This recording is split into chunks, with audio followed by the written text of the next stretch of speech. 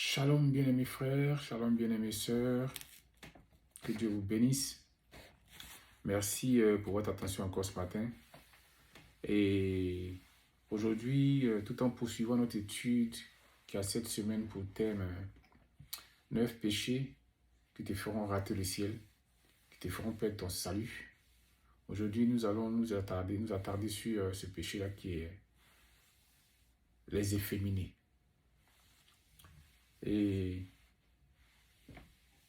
selon le dictionnaire français, les efféminés, c'est les hommes qui ont un caractère, un aspect, une manière généralement attribuée aux femmes. Un caractère, l'aspect, les manières généralement attribuées aux femmes. C'est en sorte des hommes qui se comportent comme des femmes, des hommes qui ont des comportements féminins.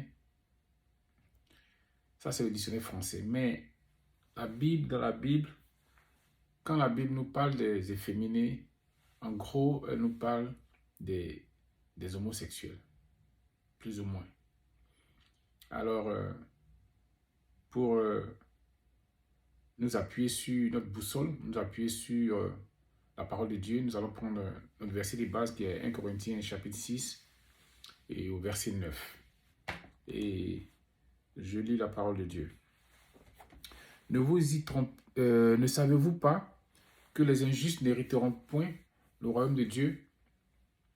Ne vous y trompez pas. Ni les impudiques, ni les idolâtres, ni les adultères, ni les efféminés, ni les infâmes n'hériteront le royaume de Dieu. Amen. Et je vais relire ce verset dans une autre version, dans la version Semeur, une version plus simple. Et je lis la parole de Dieu dans 1 Corinthiens 6 au verset 9. Ceux qui font le mal n'auront pas de place dans le royaume de Dieu.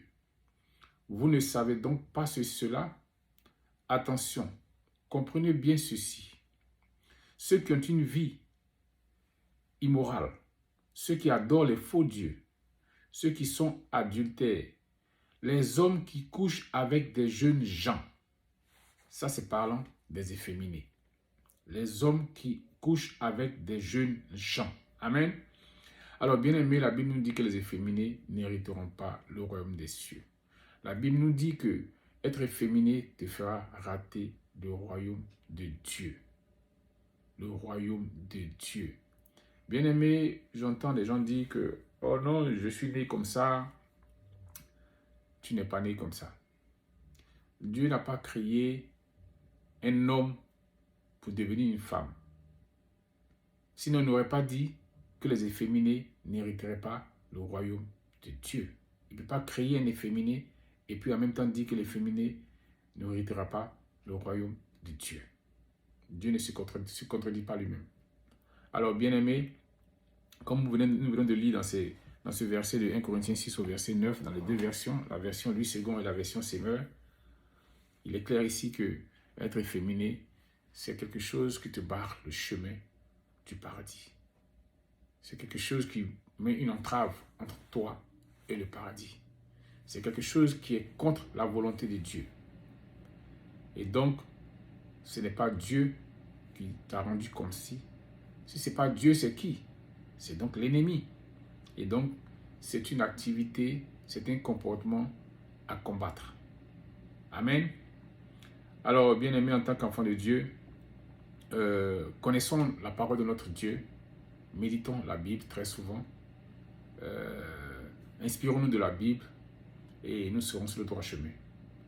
Inspirons-nous de la Bible, méditons la parole, gardons le contact avec notre Dieu au travers de sa parole et cela nous épargnera de faire ces erreurs selon lesquelles même des chrétiens justifient ces comportements que notre Bible, que notre Dieu n'approuve pas. Alors, bien aimé, merci pour votre attention aujourd'hui. Et je rappelle aux frères et aux sœurs, vous qui suivez ces séries d'études, d'enseignements, d'exhortations, je vous suggère de partager ces exhortations dans vos différentes plateformes de sorte que ces paroles puissent bénir un frère et bénir une sœur, autant que ça vous a béni. Amen. Merci et on est à demain pour la suite.